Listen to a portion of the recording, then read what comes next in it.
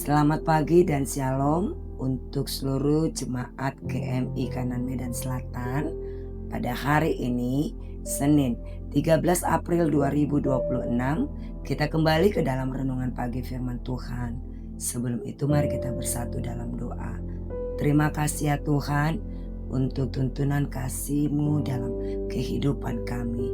Dan pada hari ini kami akan mendengarkan renungan pagi firman-Mu.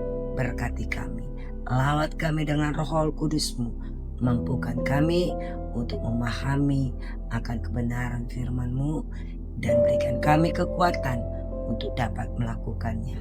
Terima kasih Bapa, kami serahkan doa kami ini kepadamu. Di dalam nama Yesus kami berdoa, amin.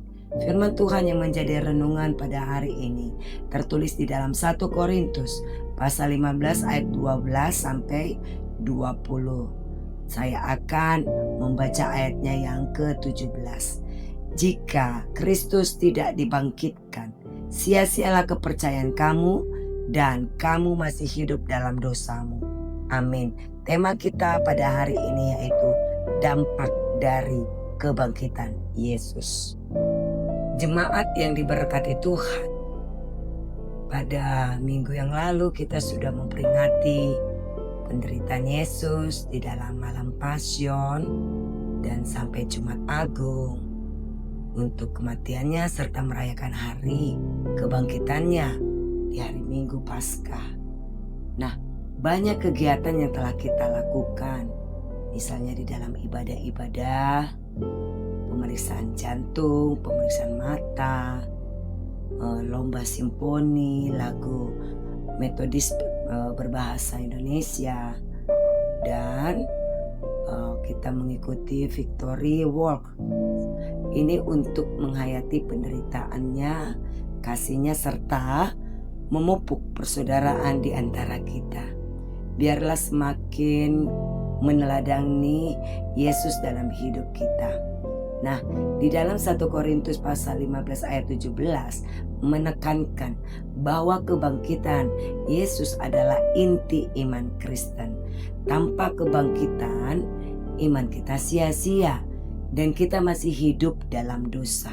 Kebangkitannya membuktikan pengampunan dosa, mengalahkan maut, dan memberikan jaminan kehidupan kekal. Iman Kristen memiliki dasar kuat, bukan pengharapan yang kosong. Jadi yang perlu kita pelajari dalam 1 Korintus pasal 15 ayat 17 ini adalah satu, iman yang sia-sia jika Yesus tidak bangkit. Paulus menekankan bahwa jika Yesus tidak dibangkitkan, iman Kristen menjadi sia-sia dan hanyalah penipuan diri sendiri, pemberitaan Injil yang tidak berguna, serta kita tetap dalam dosa. 2. Dosa yang belum diampuni. Kebangkitan adalah segel keabsahan pengorbanan Yesus. Jika Yesus tidak bangkit, artinya kuasa maut belum dikalahkan dan kita masih terjebak dalam hukuman dosa. 3. Pengharapan yang hidup. Karena Yesus sudah bangkit, iman kita memiliki dasar. Pengharapan kita nyata dan kita telah dibebaskan dari kuasa dosa. 4. Kehidupan yang berubah.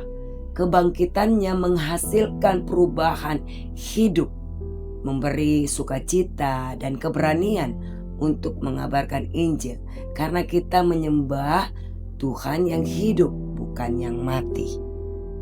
Jadi dampak dari kebangkitan Yesus sebagai pusat hidup kita setiap hari.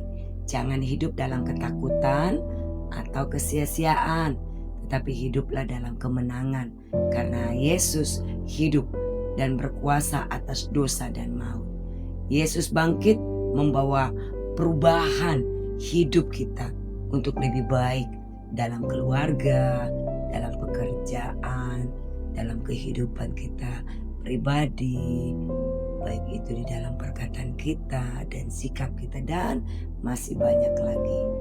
Kiranya dalam firman Tuhan ini, dalam hal ini kita semakin dibangkitkan dan semakin meneladani Tuhan Yesus dalam hidup kita.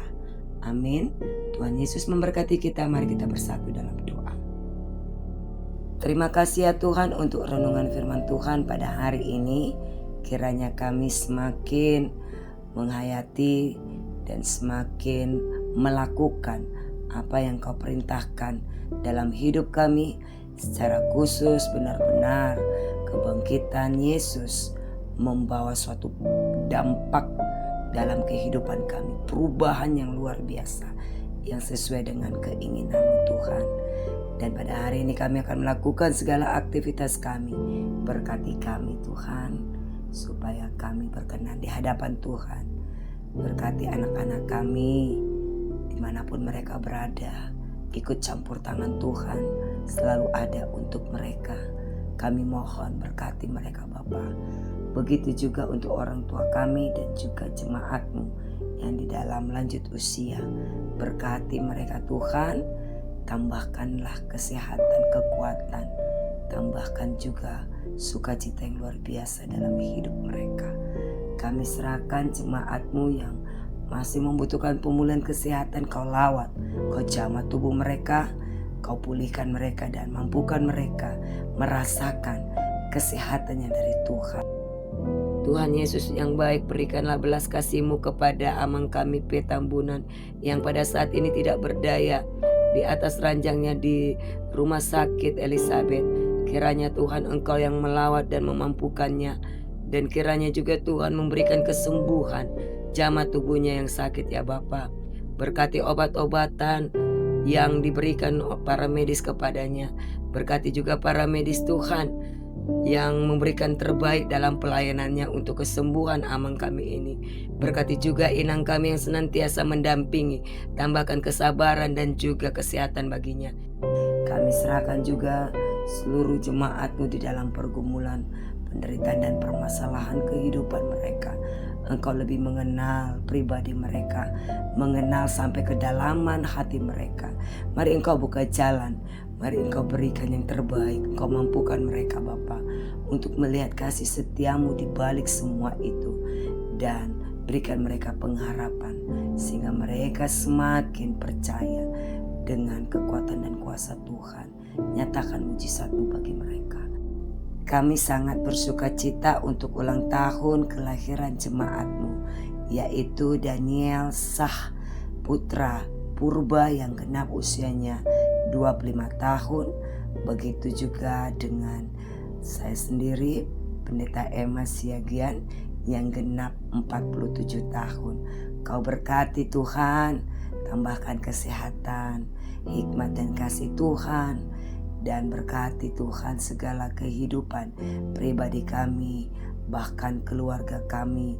Dan kiranya Tuhan jugalah yang menuntun kami melihat kasih-Mu yang luar biasa dalam hidup kami.